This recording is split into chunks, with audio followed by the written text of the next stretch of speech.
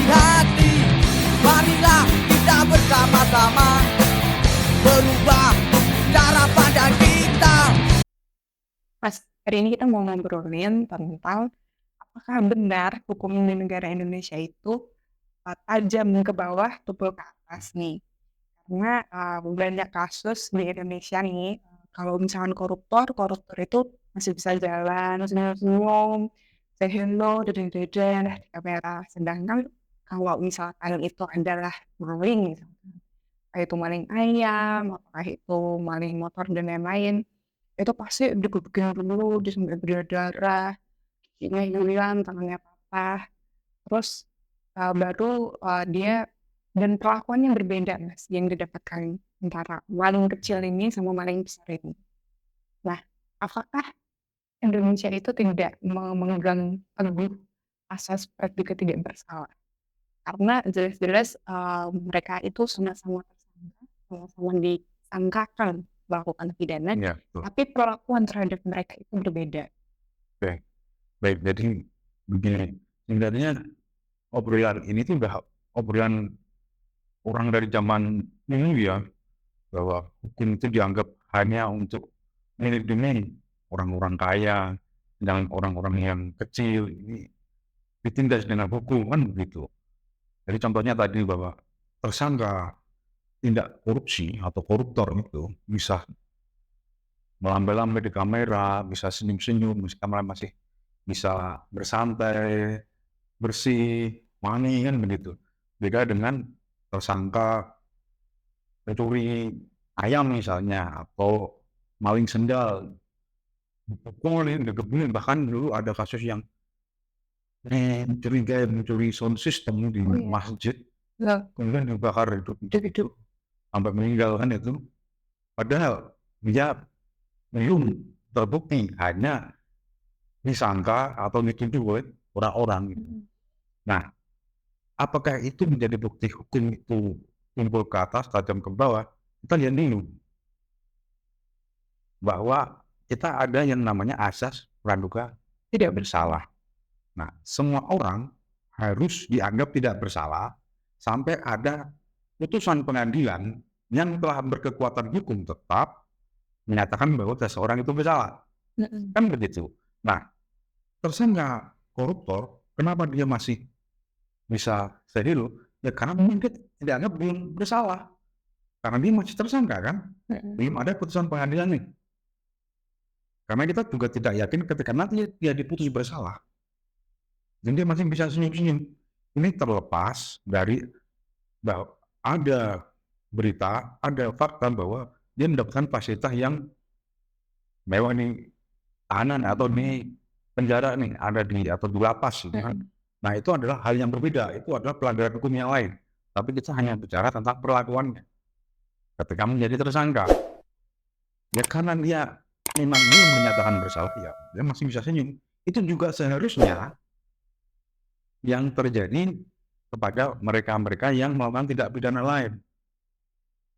Mencuri ayam, seharusnya dia setelah dia menjadi tersangka dan dia belum dianggap bersalah dulu. Sampai nanti ada putusan pengadilan yang telah memiliki kekuatan hukum tetap mengatakan bahwa dia bersalah. Jadi begitu.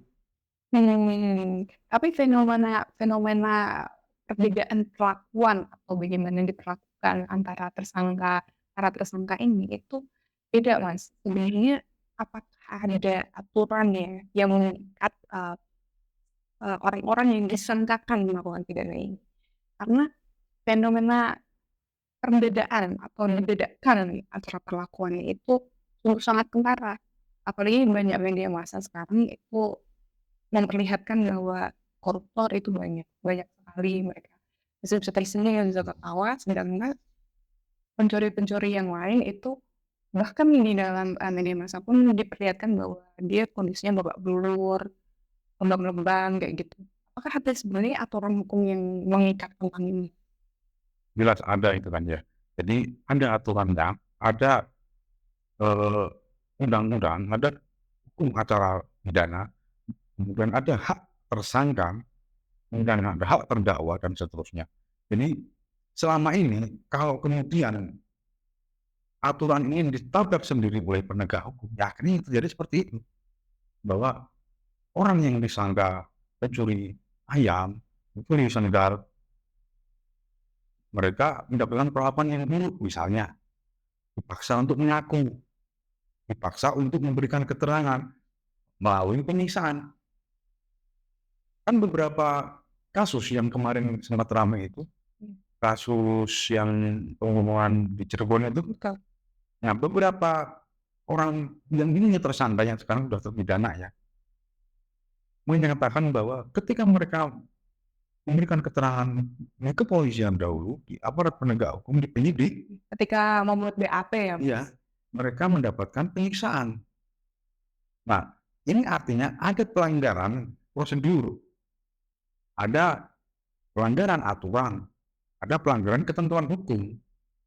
Itu yang terjadi. Tetapi karena itu terjadi kepada orang-orang yang dianggap tidak mampu atau orang-orang miskin, maka itu dianggap biasa.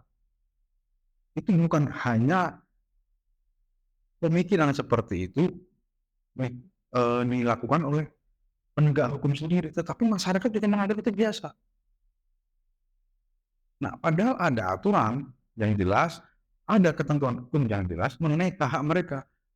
Hak mereka untuk mendapatkan bantuan hukum, hak mereka untuk mendapatkan pendamping, hak mereka untuk menghubungi keluarganya, hak mereka tidak mau diperiksa, tidak boleh diperiksa kalau tidak didampingi oleh penasihat hukum atau pengacara. Itu tidak pernah diberikan. Iya, ya, saya sebenarnya mengerti garis besarnya kenapa masyarakat itu tidak menggunakan HA ini. Pertama karena tidak, mereka tuh nggak tahu, mereka Ya. tidak berkaitan atau tidak bergesekan dengan hukum sehingga ketidaktahuan mereka tentang apa yang harus dilakukan itu menjadi kabur, mereka jadi panik kan seperti itu. Sebelum kita lanjutkan pembahasan selanjutnya, jika Anda ingin melakukan konsultasi hukum dengan kami, bisa datang ke kantor kami atau hubungi alamat email kami. Nah, kalau misalkan tadi Mas Kahar kan bilang didampingi oleh penasihat hukum. Ya. Nah, persyaratan yang didampingi dengan penasihat hukum ini kan juga sebenarnya ada yang diperbolehkan tidak menggunakan pendamping hukum, ada yang harus menggunakan pendamping hukum. Nah, soalnya tuh orangnya nggak tahu Mas, ini kriteria apa saja yang misalkan tersangka ini harus ditemani dengan pendamping. Baik. Jadi yang harus didampingi oleh penasihat hukum ketika pemeriksaan, baik pemeriksaan di pengadilan sampai ke pengadilan, itu adalah mereka yang diancam dengan hukuman maksimal 5 tahun atau lebih. Jadi mereka itu harus didampingi oleh penasihat hukum. Kalau di bawah 5 tahun, mereka berhak. Berhak. Artinya mereka boleh didampingi, boleh tidak. Tetapi kalau mereka ingin didampingi, maka penegak hukum harus memberikan fasilitas untuk itu. Kalau mereka mampu menghadirkan penasihat hukum sendiri, persilahkan. Gitu, silakan di bawah. Nah, untuk yang di atas 5 tahun tadi, kalau mereka tidak mampu menyediakan penasihat hukum sendiri, maka negara harus menyediakannya. Begitu. Jadi ada tetap harus didampingi. Apalagi kasus itu kasus pembunuhan misalnya. Kalau hukumannya di atas 5 tahun tentu harus didampingi oleh penasihat. Sebenarnya ada sedikit yang tidak diketahui oleh masyarakat ya Mas, bahwa sebenarnya tuh penasihat hukum itu wajib untuk memberikan bantuan pro bono ya Mas. Nah, wajib untuk menyediakan, sebenarnya tidak diwajibkan, tapi diperbolehkan untuk melakukan pro bono, dan itu yang sebenarnya harusnya diakses oleh masyarakat ya Mas. Ya, sebenarnya ada beberapa lembaga atau organisasi bantuan hukum yang menyediakan layanan untuk bantuan hukum secara cuma-cuma atau pro bono. Jadi itu bisa diakses oleh masyarakat. Hanya saja selama ini memang harus kita akui bahwa banyak di antara masyarakat itu antipati terhadap apa yang berhubungan dengan hukum.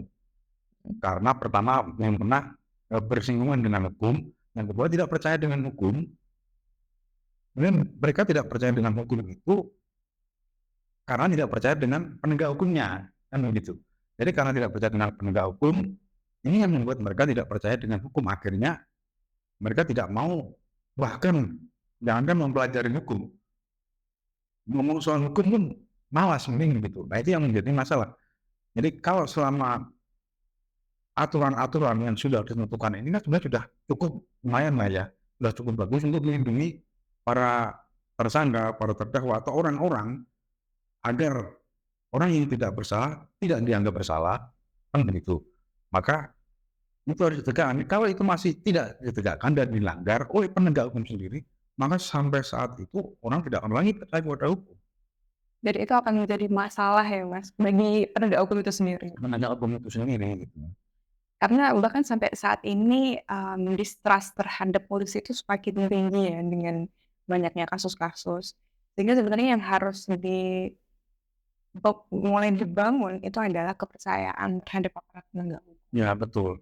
Jadi karena kan jadi ini sistematis ya. Jadi kalau kemudian aparatnya yang seharusnya menegakkan hukum justru melanggar hukum sendiri, akhirnya masyarakat pun melakukan hal yang sama. Seperti tadi kalau kita contohkan, kenapa pencuri ayam atau maling cendol ini dipukulin. Dan kita lihat para tersangka koruptor itu masih senyum-senyum, ketawa-ketawa bersih, berjalan-jalan kayak nggak ada kejadian apapun. Bahkan mereka menyatakan di media ini adalah cobaan misalnya. Nah ini kan artinya ada perlakuan yang tidak sama kepada orang-orang yang dalam tanda kutip orang-orang miskin, kan? Nah itu kemudian juga yang dilakukan oleh masyarakat. Jadi agak ironi kemudian ketika masyarakat atau kita lah ya, kita selalu mengeluh kenapa sih perlakuannya kok tidak sama maling ayam dengan koruptor. Tetapi kita sendiri melakukan hal itu. Ketika ada maling ayam tertangkap, kita pukulin rame-rame. Ada yang bisa sampai meninggal misalnya, atau sampai cacat. Dan dia maling ayam.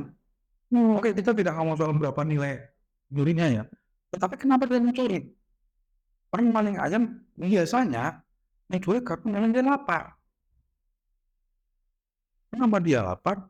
Ya karena dia tidak punya akses apapun terhadap ekonomi. Makanya dia terpaksa mencuri ayam. Misalnya ini contoh nih. Tapi tidak semua begitu ya. Karena yang namanya mencuri tetap salah. Apapun alasannya, mencuri adalah mengambil milik orang lain tanpa izin. Itu adalah salah. Tapi kita hanya mengatakan motifnya apa. Beda dengan koruptor. Koruptor itu ketika dia melakukan tindakannya bukan karena dia miskin, bukan karena dia kelaparan, tapi karena dia bisa. Beda kan? Gitu. Iya, beda. Berbeda gitu, motivasinya berbeda. Nah tetapi kita sendiri melakukan diskriminasi itu. Kalau ada maling ayam yang ketangkap, kepukulin. Kalau ada maling sendal dan habis ketangkap, ya kita pukulin juga. Ini kan sama aja.